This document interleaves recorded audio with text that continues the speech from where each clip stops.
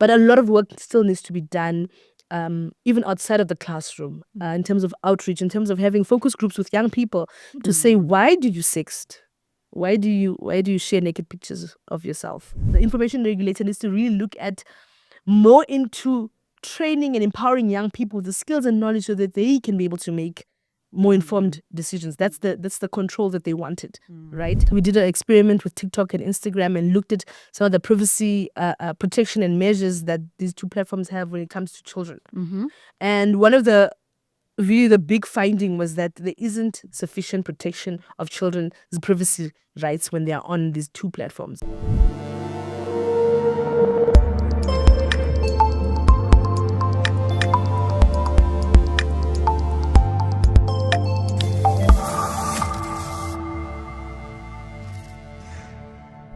Hello and welcome to this latest episode of ITWeb TV. My name is Simnigo Mzekandaba. The proliferation of smartphones, the internet, and social media apps have made all kinds of information available at our fingertips. However, there is a downside to this because bad actors also use these tools to prey on unsuspecting victims, which in most cases tend to be young users. The Film and Publication Board recently put out some figures saying that about 24% of South African teens have experienced cyberbullying firsthand. As the world marks Safer Internet Day this week, which is celebrated annually in February, calls to ramp up efforts dedicated to safeguarding children online and promoting a culture of responsible internet use have once again been amplified. Joining me in studio to discuss children's rights online and creating a safe internet free of bullying is Phakamile Madonsela. She is the program manager for public and media skills at Media Monitoring Africa. Phakamile, welcome. Well, thank you so much. It's lovely to be here. And good, happy Safer Internet Day. Yes.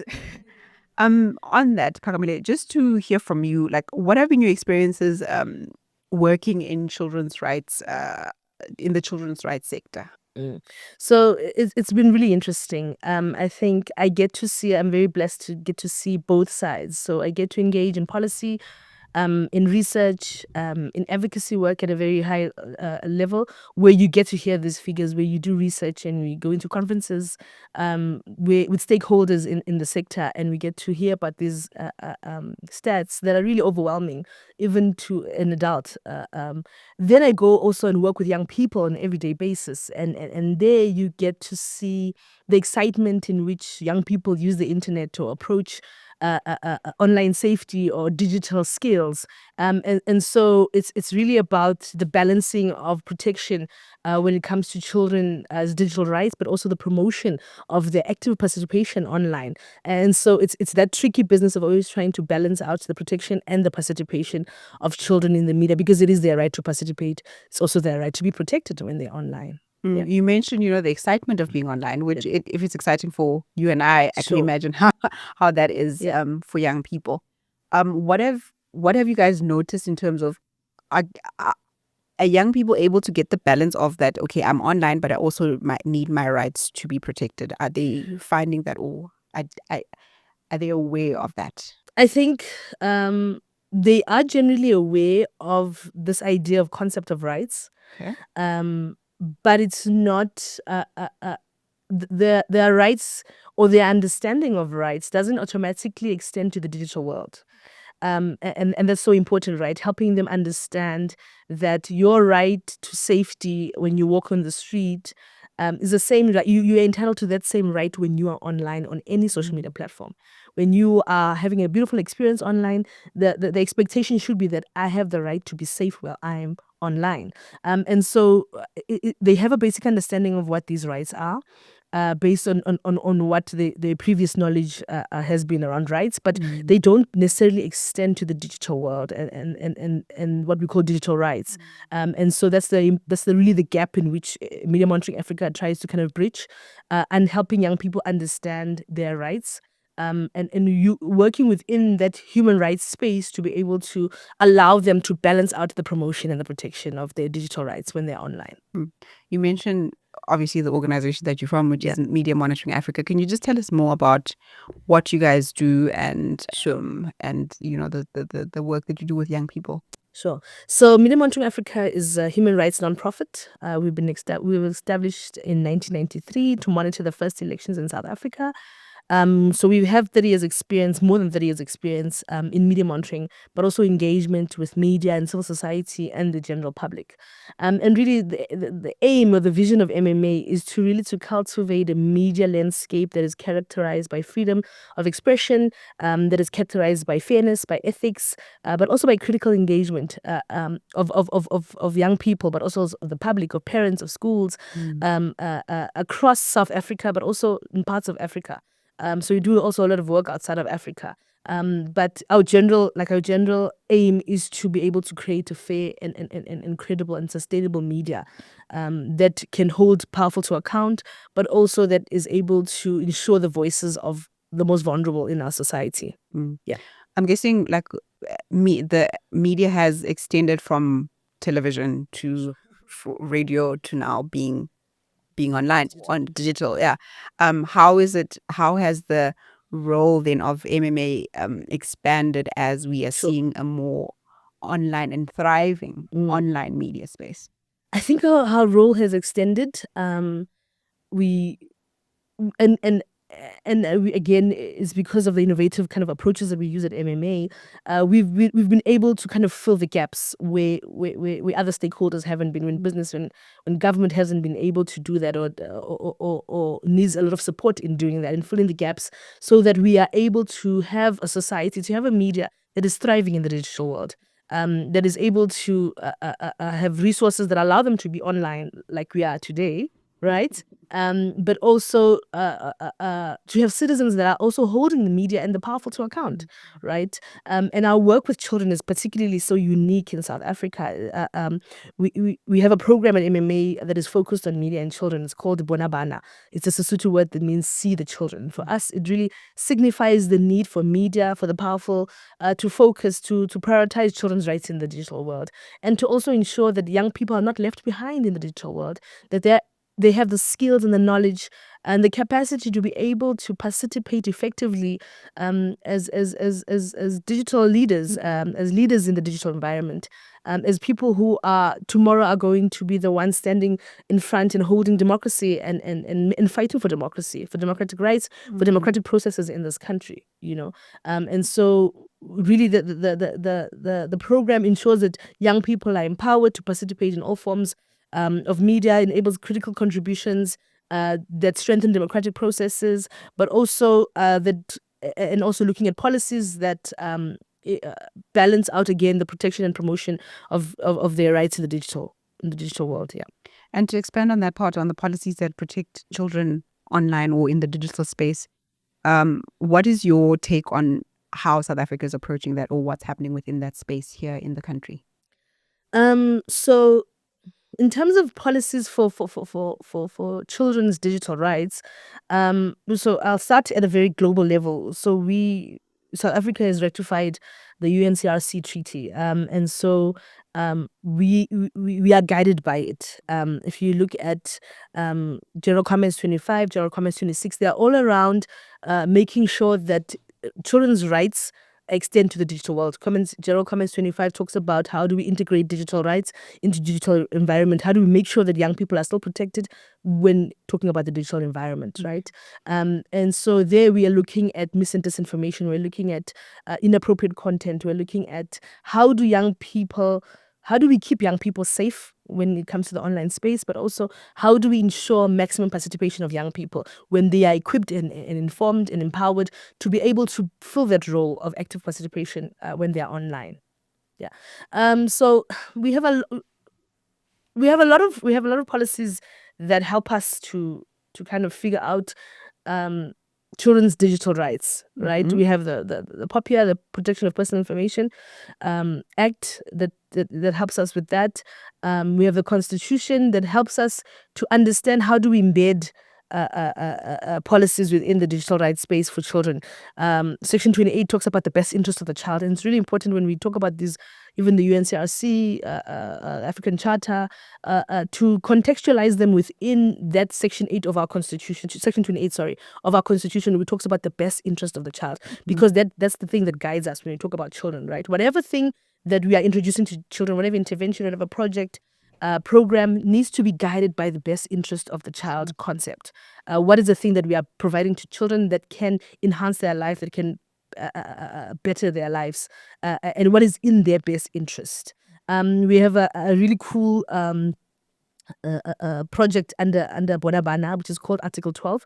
Article 12 is directly from the UNCRC. Article 12 talking about so Article 12 in the UNCRC talks about the right of the child to express their views and have their views considered and taken seriously.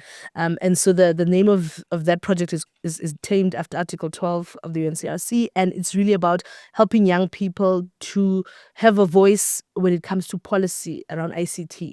So we call them Article 12 working group, policy working group. These are young people who are between the ages of 12 to 17 and are involved in policy work, policy submissions, policy discussions at a very local level, but also international level. We've given submissions to the UNCRC, we've given submissions to the UNESCO. So we've done a lot of work with young people, helping them to make their voices heard on important matters that concern them. But before we do that, again, it's that element around participation and protection.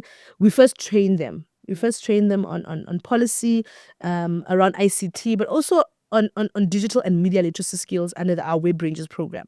So the Web Rangers program is a digital and literacy and media literacy program that is really designed to help young people understand the rights that they have online, but also the responsibilities that they have online, right? It also helps them to kind of embody this concept that we use a lot in the media space around becoming an active digital citizen. What does that mean? When I have the phone, I'm active online, but also I have to be able to do it in a way that does not infringe on others' rights to be online. So that idea of citizenship and how we come together and coexist in the online space, and we've had great success. We started in 2016 with a Web Rangers program. We are now in 5 provinces in the country. We've trained more than 10,000 learners. We are also in schools because a lot of the digital harms also happen in the school for learners. It happens in the school environment. We train and capacitate the SGBs, the RCLs, as well as the teachers to be able to integrate some of the learnings or teachings or modules from our digital and media literacy curricula into the classroom. So, for example, if a teacher is talking about cyberbullying, bullying, for example, they can add in a component of cyberbullying. So what does it mean being bullied online, right? And how does that work? How does that happen? And what are the tools that young people can use to be able to protect themselves? So it's really a powerful program. We've got a huge backing in terms of our funders and partners in the program that allow us to be able to infiltrate schools and make sure that schools know about the program. They know that there is help when it comes to safety online, child protection. They can come to us. Yeah. So you mentioned being in having reached 5 provinces and trained about 10,000 kids. Is that enough? Like what? Can never be enough. Can never be enough, because when you think about it, how many young people are in school, and how do we then make that program more accessible or available to a lot amplify more? It, right? Yeah. I think the stats, 34 to 35% of our population is made up of children. That's a lot. That's a lot. That's a huge chunk of the population. So definitely not enough. We've partnered with a lot of stakeholders in business and tech, and we've been, since 2016, we've been advocating for the integration of digital and media literacy skills into the LO curricula or in any kind of, right now we talk about life orientation. In the next couple of years, we might change, because of things evolving. Changing, yes. But in the curricula, basically, if it's not life orientation, it's somewhere else, but in the curricula, so that young people are exposed to these concepts like active digital citizen, digital footprint, the power of using a cell phone. Now, I always say to my learners that a cell phone is like a pen in your hand. You decide what you want to write. Right. And you can write on your book, you can write on the wall, you can be graffiti-wise, it's really up to you, right? And there are consequences to you writing in different places and different spaces, right? So the device is really, it's really a pen that you use to write, and part of you writing is also you writing your future and your life, Okay. right, and your journey.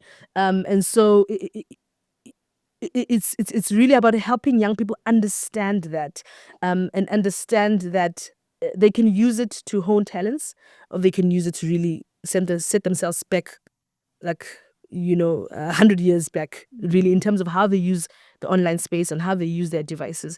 But they need to hear this every single day. They need to hear it in connection to life orientation, connection to the themes that are happening in English, to the things that are happening in geography, in maths, so it needs to be something that is embedded into the schooling curricula. They say that a grade R learner 10 years from now will have a different experience of the workplace, Then what we experiencing right exactly. now. And Yeah. so we need to be ready for that. And I mean, we in some schools, some schools are fortunate to have coding and STEM subjects, but more than that, it's how do we help learners work alongside technology, so that technology doesn't seem to be a threat to them. They're not scared of it. They're not fearful of it, but they're also not abusing it. Yeah.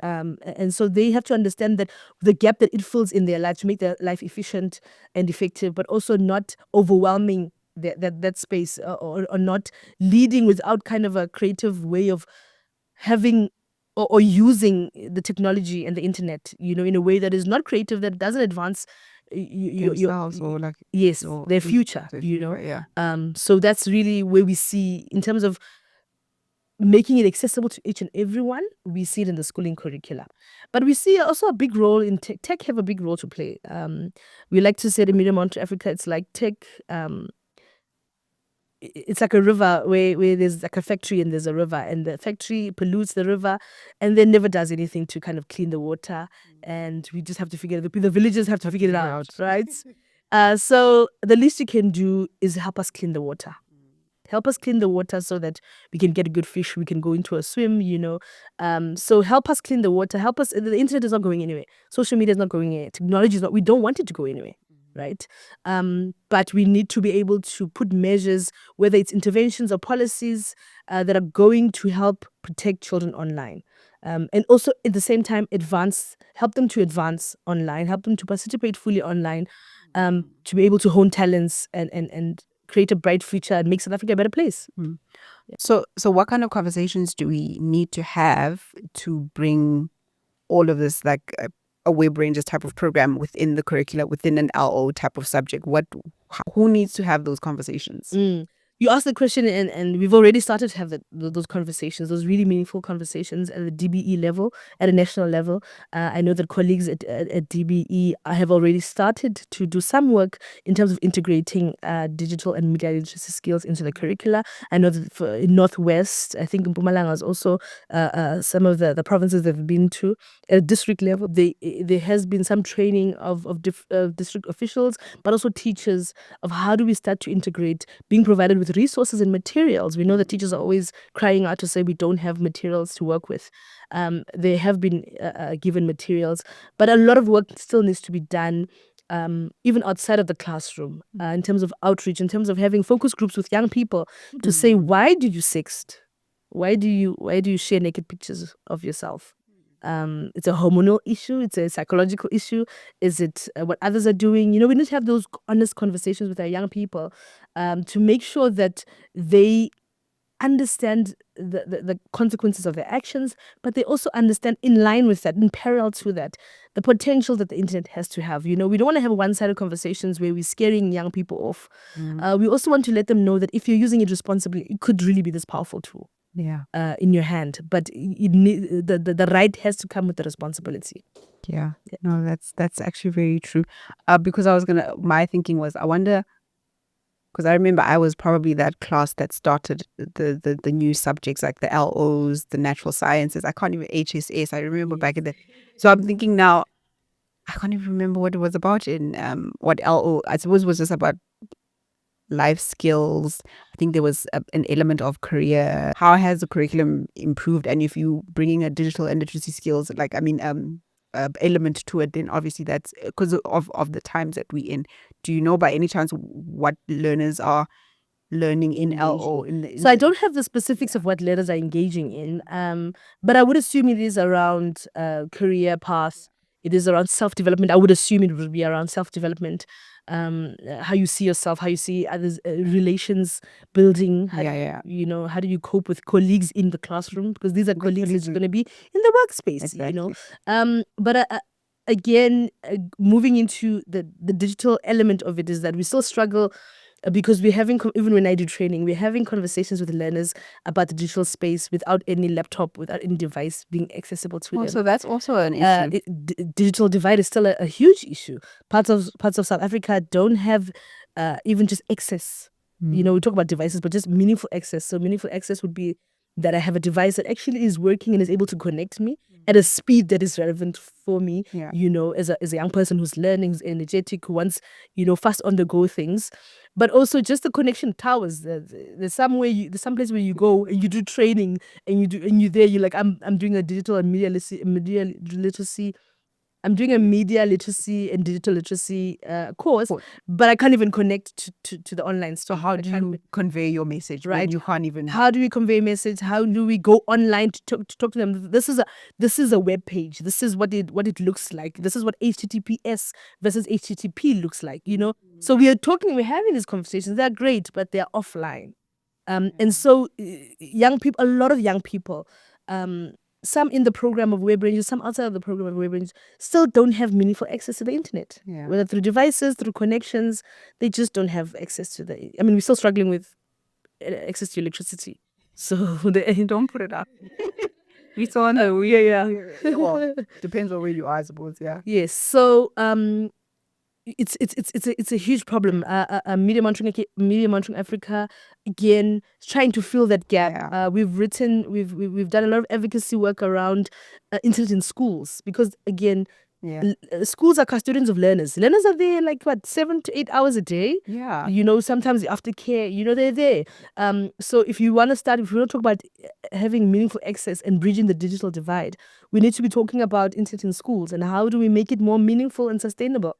We've engaged with the Department of Basic Education at a very national level, talking about and asking them, what is the plan? Can you please share the plan around how do you plan on or just bringing internet into schools more meaningfully, free internet into schools, so that it's sustainable, and it also starts to speak to all the other languages, all the other subjects, that young people are doing in the classroom, right? When we talk about labs and sciences, they could be Googling those things. They could be understanding how others are doing it in other places. YouTube has so many things that young people can learn from in the classroom.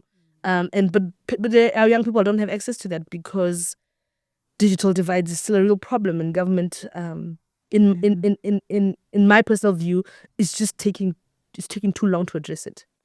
Every day that goes by is the young person not having access, and that access speaks to having access to information, which is a right, and then access to speech, freedom of expression. If I don't have access, then I can't be able to make my voice heard, and that's freedom of expression. So we are denying them more rights than we actually realize. Yeah. Sure. That's tough conversations that need to be had, I suppose. Phakamile, at the Data and Privacy, Data Privacy Day, it was which was hosted by the Information Regulator and partners, and the DBE was also there. There was a highlight in terms of the reports that is it the Web Ranger team or Media Monitoring Africa had conducted around children's digital rights, or privacy rights online. So what have been some of the takeaways from the research that the organization has done, or the young people involved with that particular research have or come up or found? That's the word I'm looking for. So we on the day we spoke about 2 reports. We actually launched them last year on the 20th of November in 2024. We had 2 reports. One was around the experiences, the real lived everyday experiences of children when it comes to their privacy rights, and what they felt about it, what they understood by the concept of privacy and their privacy rights. And then the other one was really a very technical study done by Article 12 members under MMA supervision, my supervision, where they really examined and looked and reviewed at some of the policies, the privacy policies that some of the platforms have, particularly Instagram and TikTok. So we did an experiment with TikTok and Instagram and looked at some of the privacy protection and measures that these two platforms have when it comes to children. And one of the big finding was that there isn't sufficient protection of children's privacy rights when they are on these two platforms. For example, when you go to the US and the UK as a child who's under the age of 18, immediately it would be, when you open a new account, and you say you're 18, it would default to privacy. Like the default will be that it's a private account. Private means that only the people that you accept will see what you post, your account, basically your profile.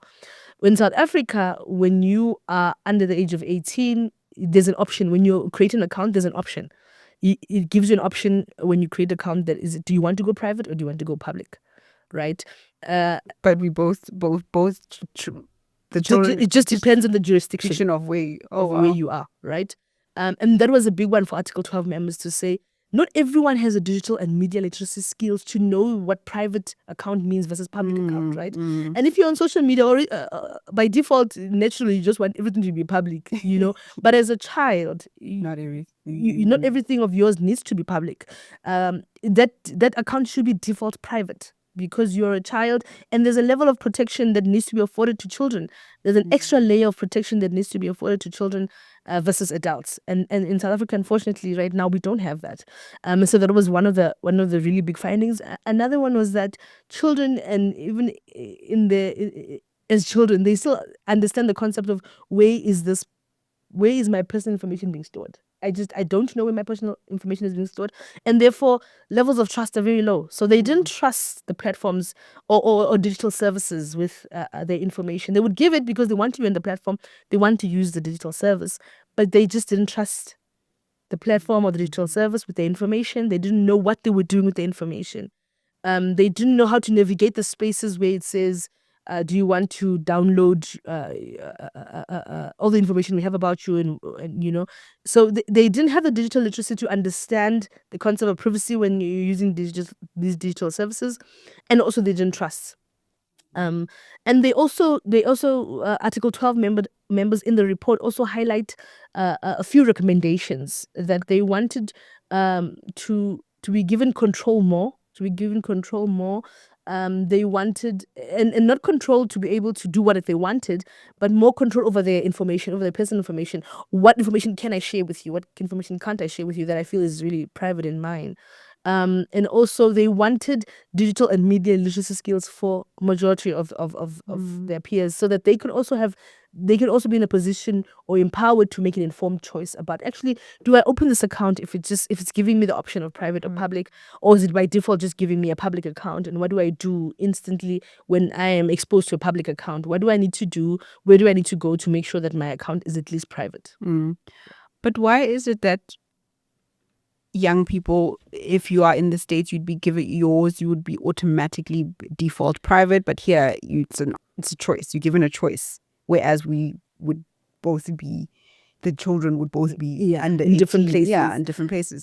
It's just really just jurisdiction. And to us, and I mean, I don't want to make this assumption because it's a really sad assumption. The fact that means that South African children deserve less protection. Right, it's the really bad and sad assumption that we make towards platforms, and these platforms, again, they are our partners in the Web Rangers program. So I know for a fact that it's not that there is less. There is necessarily a natural stance towards that they don't deserve less protection. It's just that there hasn't been a strong stance against that. If you want our children to be online, you need to make better choices about whether it's protection by design, or whatever these big terms and jargons are for tech people. But I think it's also part of regulators, like the information regulator in the country, And I'm also glad that just when we were at the event a week later, they shared with us a statement saying that the information regulator has signed an agreement around age assurance and age verification and those processes to ensure that we are one step closer to ensuring that when a child opens an account in South Africa and they're under the age of 18, it will default to private. So there are measures that are being taken. We are taking it seriously. It's just that it's not happening at a fast pace. Because right now, as it stands, it's still right. And a child will turn 13 today. They'll want a phone. They'll want to be on social media. It's the right to be on social media. It's the age. The minimum age of being online is 13. So if I'm 13, why not? Why can't I be? Right? But there aren't enough protection or measures of protection to ensure that I'm safe when I'm on these platforms. But countries like, I think, is it Australia that have, is it that you can't be at a certain, because I still think 13 is quite young to be on a social media platform. That's just my thinking.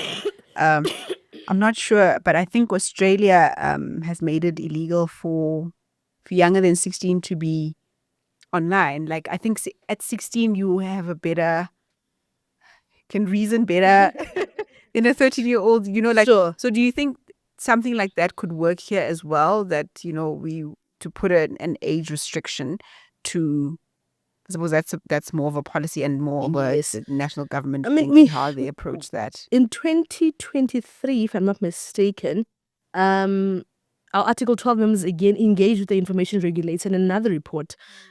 And that report was around looking at the Protection of Personal Information Act, Section 34 and 35, which speaks exclusively about children. And in one instances, their privacy or the privacy rights basically of children. And it found and Article 12 members had a so they challenged that thinking, that exact thinking that they should increase the level. They felt that so Section 34 and 35 is around the protection of children's rights to privacy. And the act says that if you're under the age of 18, that your parents needs to be the ones that is providing, sharing your information. They are the ones that are giving consent basically to sharing that information. And we want to assume that obviously that sharing of information is happening in terms of where a discussion with the child has been taking place, and both the child and the parent are in agreement that we should give consent in whatever circumstances or context in which we will give consent for the sharing of this personal information. Article 12 members felt that we are not slowly but fast moving into the digital world. There's gonna come to a point, we hope, that when you go to school and you want to go into the library, there's going to be a library card, and that library card is going to be fully digital, for example. And so, are you saying that I want to open in the library? I want to go to the library. I want to go take a book in the library. One book in the library. I need a consent of my parent to do that. Because once it's digital, right, everything, I would need consent from my parent to do that, right? How is that consent going to be sought to the parent when we know there's this whole digital divide? Also, technology with parents is not that great, so you are leaving every single thing up to the parent to decide, even the most not insignificant. It's not insignificant that the child, because there is a level of personal information that is being shared, right? Yeah. But you're telling me as a 14-year-old, I can't make that decision? Right? So they were arguing that it's very contextual, and the information regulator needs to really look at more into training and empowering young people with the skills and knowledge so that they can be able to make more informed decisions. That's the control that they wanted, right? Okay. Not to think of me as someone who's vulnerable, who doesn't have evolving capacity, but at the age of 18, you say I must go drinking, I must go have a license, I must do all these things, but when I'm 17, everything is up to my parent. Right? There's a disconnect, right? Because I'm 17 today, next week I'm 18. but I haven't been in a space where I can exercise some rights. I can make informed choices that are really on matters that affect me as a child. But when I'm 18, I'm expected. There's a whole world of opportunities where I'm making choices. I can even vote. So there's so much disconnect in how we view children and how we view children's rights generally in South Africa. One of the the General Data Protection Regulation that is in the UK.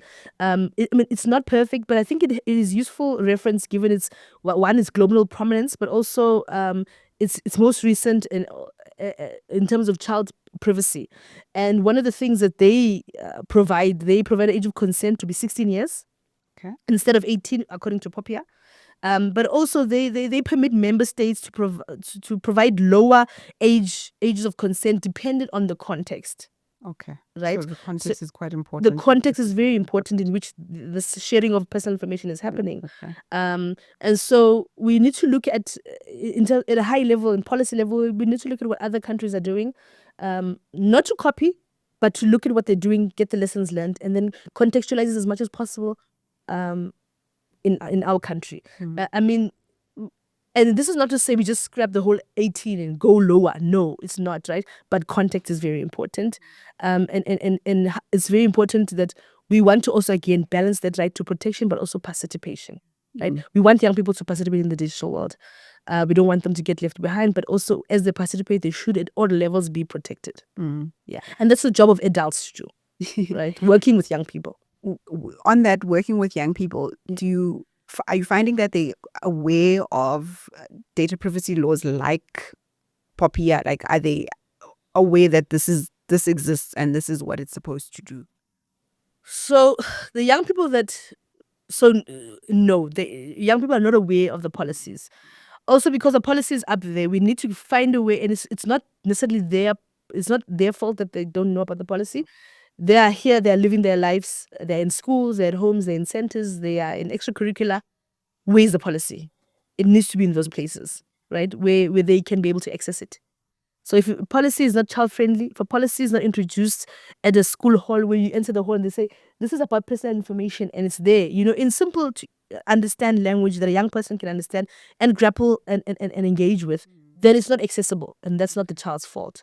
That's the adult's fault. So we need to think about these high level policies. How do we make them accessible to young people so that it empowers them? A policy, an intervention, a project is meant to empower you. And so if it's at a very high level where you can't be able to access it, then is it really doing the job it's meant to do? Then suppose you could add it to a subject like, again. Yeah, definitely. And I know that there has been initiatives from the information regulator in relation to the Popia where they have tried to make it more child friendly. And put it in simple terms and distribute it in schools, worked with DBE to do that.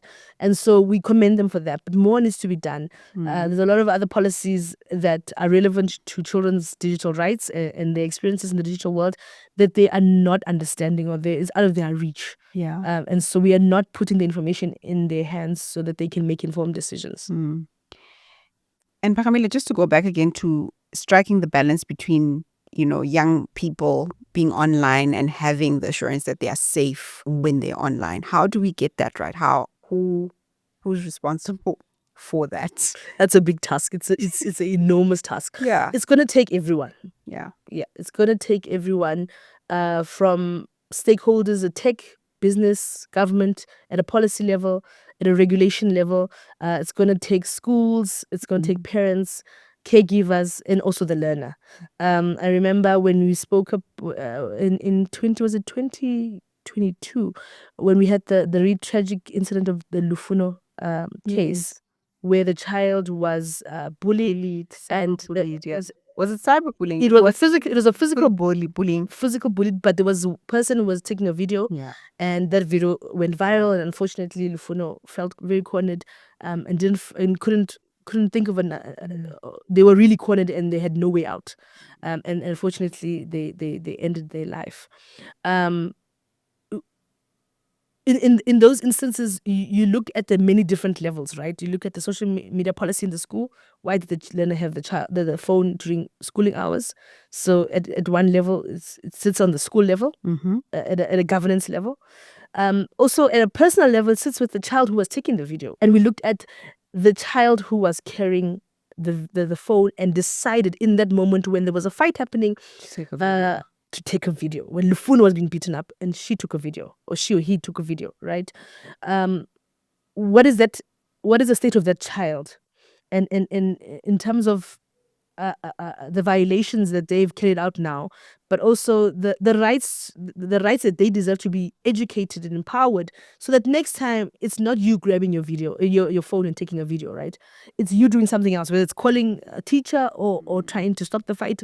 But what lessons do we have for young people, especially now, because our offline and online world is like is merging in a way that 10 years ago we just didn't seem possible, right? So it sits at so many different levels. It's up to society organizations like MMA, but it's also government and tech. And it's different things for different people, right? For tech, it's regulation. It's ensuring that if you come into the country to have users in the country, then what are you doing to make sure those users are safe? And that's up to that's a conversation the regulator needs to have with tech, right? Government needs to have with tech. And at a lower level with civil society organizations, the question should be, how do we partner more effectively, right? Whether it's tech, business, government, and civil society organizations who have the resources, who have the know-how, who have the skills, who have the research to back it up. How are we coming together to amplify children's rights in the digital space? So it seems like Phakamile, a lot of players need to come together for us to get this right, to get balancing children's rights online and being online as well. Sure. But from your experience, or like from what MMA is doing, where are you guys? Like, what is your next now? What are you focusing on as an organization, and prioritizing in this, like with regards to children's rights online or in the media space? So still in line with the trying to balance, right? We want to look at how we expand the Web Rangers program. We've had great success in the past. We're actually turning 10 years this year. We've had great success, and how we are looking at how do we expand those successes so that we're able to reach more young people across the country, but also looking at outside of the country. How do we take those lessons outside of the country? We're the only organization in the digital space, in the media space, that has Article 12, for example, that is able to impart knowledge and skills at a policy level. The Article 12 group has done things, like I said, at a very global, international level, but also on the ground initiatives. They do podcasts, they do comic books, where they're taking really high level stuff like privacy and making it more palatable for young people, for their peers in the schooling setup.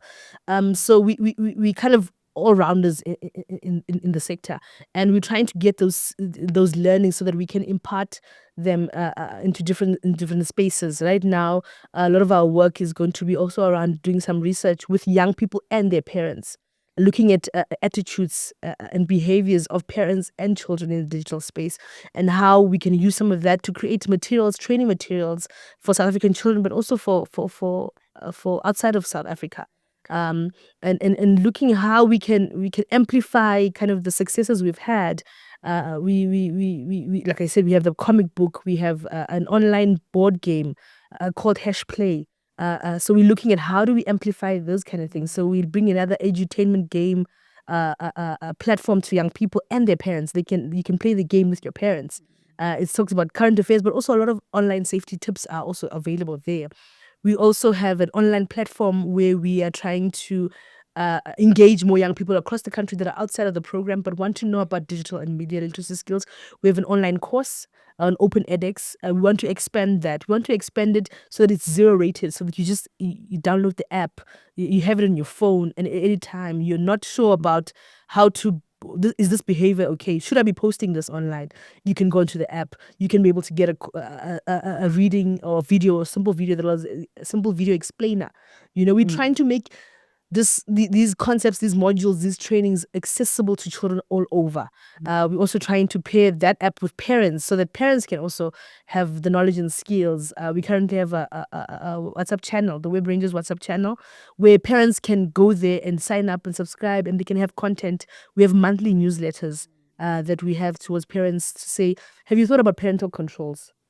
Have you thought about parental controls in line with a conversation with your young person? Don't just install parental controls, because children are smarter than you, right? I always tell parents, please be aware, as soon as you see a calculator on your child's device, go into that calculator, because there's an app where it's actually the face of it is the calculator, but when you go into the app, it's actually a chat, like a social media platform. Yes, we children. Yes, and you would never know this, right? You say, "Oh, someone's this calculator code for them," but actually, it's not, right? And so, children. What does the app do? It's a Like a social media. chat- It's a chat platform. Yeah, Oh, yeah. And if I'm hiding it, that means there's something to hide, right? If why am I not, if it's like a WhatsApp platform, why am I not just transparent about it, right? So there's something funny that's happening there, and we've seen with children. We've actually at Media Monitoring Africa, we also deal with issues that happen in the school setup where child sexual abuse material has exploded in the school WhatsApp group that the teachers didn't know about, and we have to come in together with the Female Publication Board and kind of assist. So we are at all levels, and so we're trying to expand that work so that the protection measures are there for every single child, but also they are able to participate. They're not fearful when using the internet. When it's like when AI came, everybody was like, "Oh my God, it's gonna take over all the jobs," because we didn't know anything about it, right? But now that we are slowly being introduced to these master classes, we go there, we understand, we're able to even use it in some of our work. Still maintaining information integrity, obviously. yeah. But we again, it's that thing of we are learning to use and work alongside technology in a way that still allows us to be in control. Sure. Yeah. Phakamile, I think that's you said quite a lot, and I think that's a nice way to end our conversation. Thank you for coming and joining us here on ITWeb. Thank you so much, and please follow our work at Media Matters. We are on TikTok. We are on Instagram. We are on X. We're on Facebook. It's Media Matters. If you have info, if parents are watching, and they want more information about the Web Rangers program, you can go to the Web Rangers website, webrangers.co.za. You can be able to get it there. On social media, you just say Media Matters. You'll be able to access us. But we are available for schools, for parents. We also have Agony Aunt, where parents and teachers and learners can go and ask questions. Agony Aunt will try and best to answer the question or direct you to a relevant party. So if it's a very serious matter, we'll go to Childline, we'll go to the police or to the FPB. So we're able to direct those concerns. But please reach out to us. We really are accessible, and we really are about making sure that children understand their rights and they are they're operating within their rights to be able to get the best out of everything that South Africa has to offer for them. Yeah. Thank you so much. Thank you so much. No, thank you. Thank you for coming. That was Phakamile Madonsela from Media Monitoring Africa. For more on these videos, subscribe to ITWeb TV.